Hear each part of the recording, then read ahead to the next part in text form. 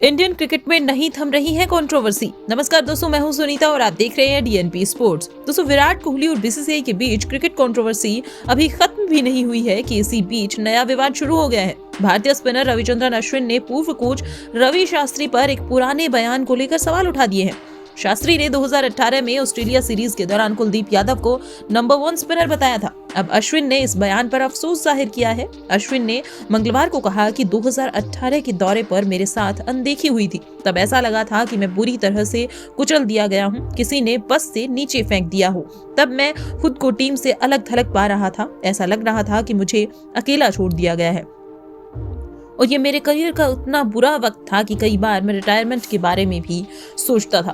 रविचंद्रन अश्विन आगे बताते हैं कि 2018 के दौरे पर सिडनी टेस्ट में कुलदीप यादव ने पहली पारी में 5 विकेट लिए थे। इसके बाद शास्त्री ने कहा था कि विदेशों में वे भारत के नंबर 1 स्पिनर हैं। शास्त्री ने कहा था कि हर किसी का समय आता है। कुलदीप के प्रदर्शन के बाद यहाँ तक कहा जाने लगा था कि अश्विन सिर्फ भारतीय पिचेस पर गेंदबाजी करने के लिए ही बने हैं। अश्विन ने आगे कहा कि टेस्ट में 427 विकेट लेने के बाद भी मैं काफी टूटा हुआ महसूस कर रहा था। मैंने रवि भाई को काफी सम्मान दिया। हम सब ऐसा करते हैं। मेरा मानना है कि हम कुछ बातें कहते हैं और फिर उन्हें वापस ले लेते हैं, लेकिन उस एक पल में मैंने खुद को पूरी तरह से टूटा हुआ पाया। मैं कुलदीप के लिए खुश था। मैं एक पारी में 5 विकेट नहीं ले पाया हूँ, लेकिन उसने लिए हैं। मुझे पता है कि ये कितनी बड़ी उपलब्धि है। अश्विन आगे बताते हैं कि ऑस्ट्रेलिया में जीतना वैसे भी काफी खुशी भरा था, लेकिन मुझे महसूस कराया गया कि मैं विदेशी सरजमी पर अच्छा प्रदर्शन नहीं कर सकता। मुझे अकेला छोड़ दिया गया।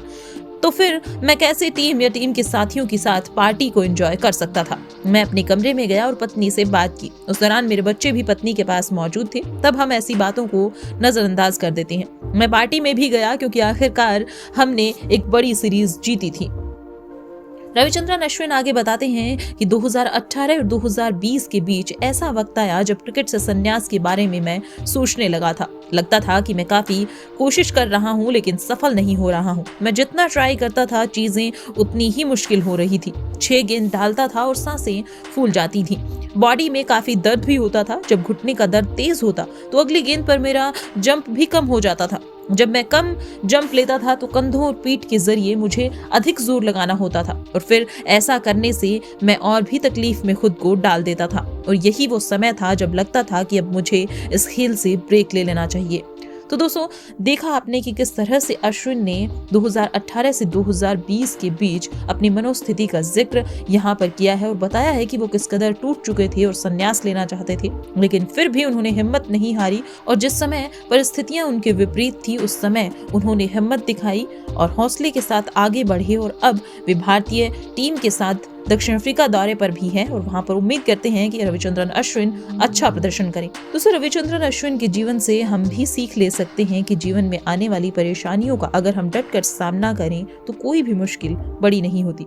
स्पोर्ट्स से जुड़ी हुई ऐसी ही तमाम अपडेट्स के लिए देखते रहिए डीएनपी स्पोर्ट्स।